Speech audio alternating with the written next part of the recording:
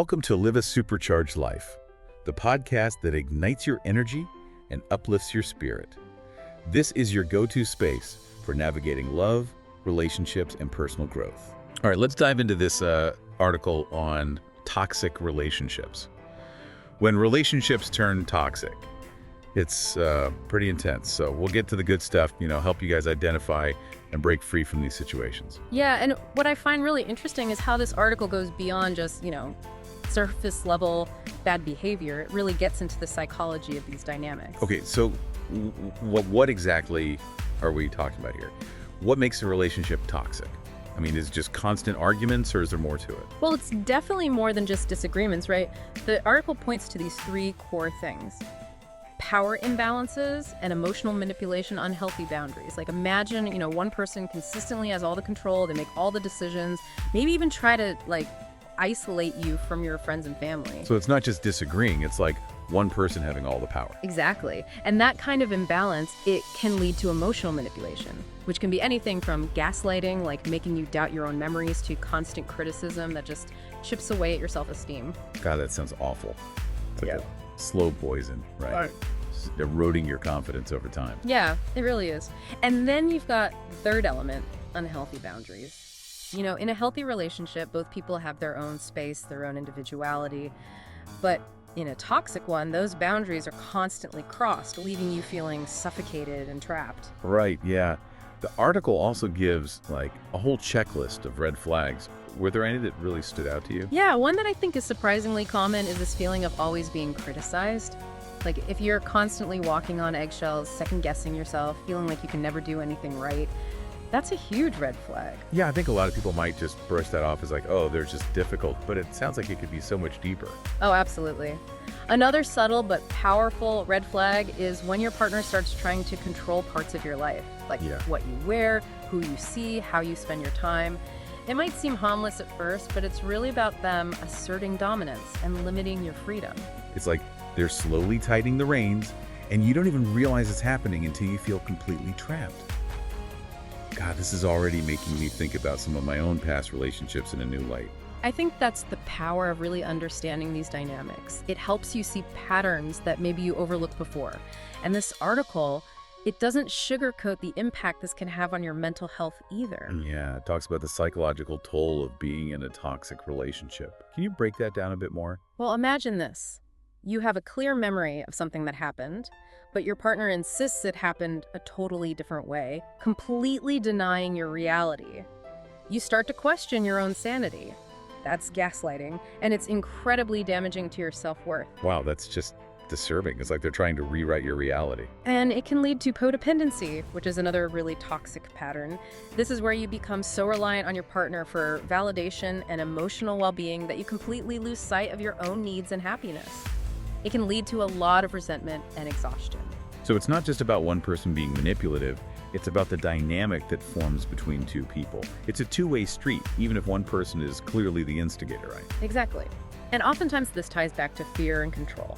The partner who needs to be in control, the one with maybe some narcissistic tendencies, they thrive on keeping the other person in a state of fear and uncertainty. It's like they need to constantly assert their dominance to feel secure in their relationship.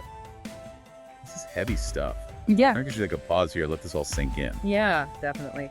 When we come back, let's dive into the mental health impact of these dynamics. So, before the break, we were talking about all the psychological effects. Yeah, it's a lot. I mean, we use the word toxic so easily sometimes. But this article really makes you think about just how deeply it can affect you, like your mental health, everything. Oh, for sure. It goes way beyond just, feeling unhappy. It's that constant stress, the self-doubt, the manipulation. It can really lead to serious stuff like anxiety and depression, even PTSD in some cases. It's like your mind is always on edge, just waiting for the other shoe to drop.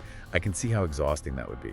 And everyone reacts differently too. There's no one right way to deal with the trauma of a toxic relationship. So what can you actually do if you're in that situation? The article mentions breaking free. Yeah. But that just seems so hard to do. Yeah, it's not easy, but it is possible. The first thing the article talks about is a safety plan, especially if you think you might be in danger.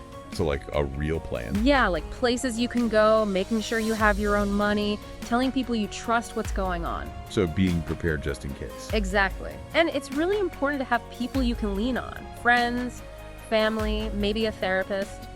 Having those supportive people around can make all the difference. It's got to be hard to reach out when you've been isolated, made to feel like your feelings don't matter. Right. That's why it's so important to have those voices telling you the truth. They can help you see things clearly. And that kind of leads to the next step, setting boundaries. Yeah, you mentioned boundaries earlier. What does that even look like?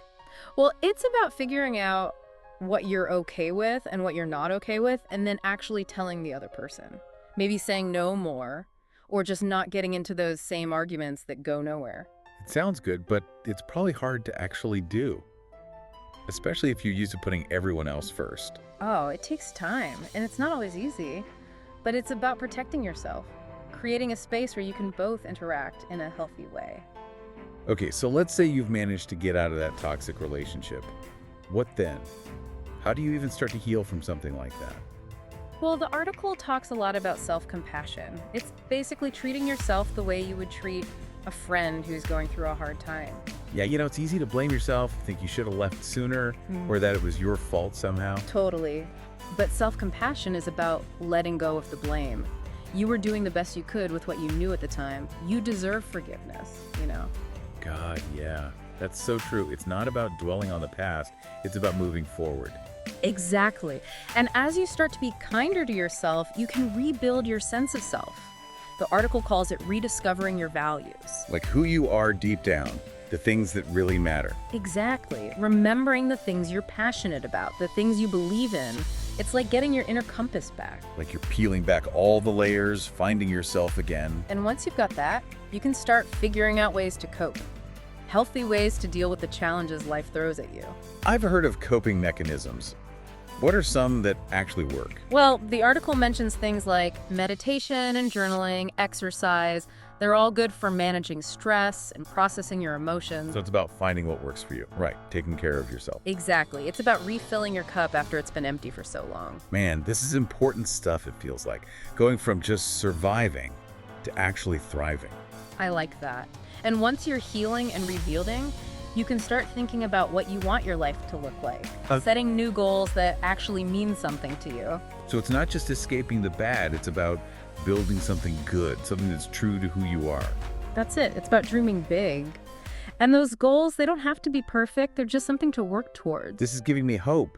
It's like, yeah, there's light at the end of the tunnel, and it's not just about getting away from the darkness, it's about creating your own light. That's beautiful. And don't forget, you don't have to do it alone. There are people out there who can help. That's good to hear. Speaking of moving forward, in the last part of this deep dive, we'll be talking about how to prevent these toxic patterns from happening again.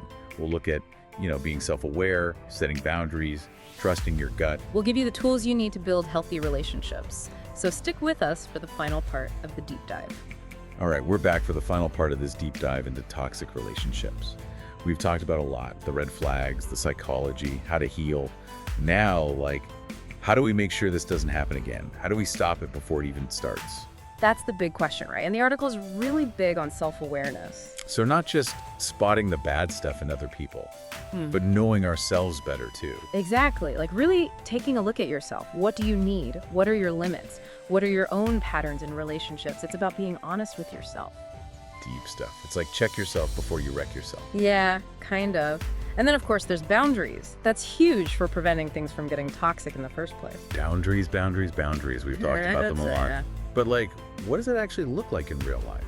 Well, it depends, right? For some people, it might be saying no more often, or not letting yourself get sucked into those arguments that never end well. Maybe it's about how much time you spend together, or needing your own space. So being clear about what you need, even if it's hard to say it out loud. Right. And it's not about controlling the other person. It's about protecting yourself and making sure the relationship is good for both of you. Like building a fence around your heart, keeping the good stuff in and the bad stuff out. The article also talks about trusting your gut. Oh yeah, that inner voice. It's usually smarter than we give it credit for. It picks up on those little signs, those red flags we might miss otherwise. So if something feels off, if you're making excuses for someone's behavior, that's a sign to pay attention. Absolutely. Don't ignore those feelings. They're trying to tell you something. It might be hard to face, but it's better to listen now than wait till it blows up later. It's about trusting yourself, knowing you can tell the difference between what's good for you and what's not. And at the end of the day, it all comes down to choosing yourself, putting your own well-being first, knowing you deserve to be in relationships that are good for you, that make you happy. Not just surviving, but thriving. This has been, wow, a lot to take in.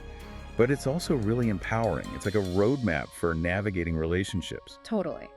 We've covered how to spot the warning signs, how it all works psychologically, and most importantly, how to take care of yourself. If anything we've talked about today resonated with you, even a little bit, let it be a wake-up call. You deserve to be in relationships that lift you up, that make you feel good. Don't settle for anything less. Couldn't have said it better myself. And remember, we're all still learning. Every relationship, good or bad, teaches you something. It's what you do with those lessons that counts. Thank you so much for joining us for this deep dive. We hope you feel a little more informed, a little more confident, and ready to create those healthy, happy relationships you deserve. Take care, everyone. We'll see you next time. So if you're looking for some amazing tips, some resources, some help with relationships, head over to liveasuperchargedlife.com. Please like, comment, share, and subscribe.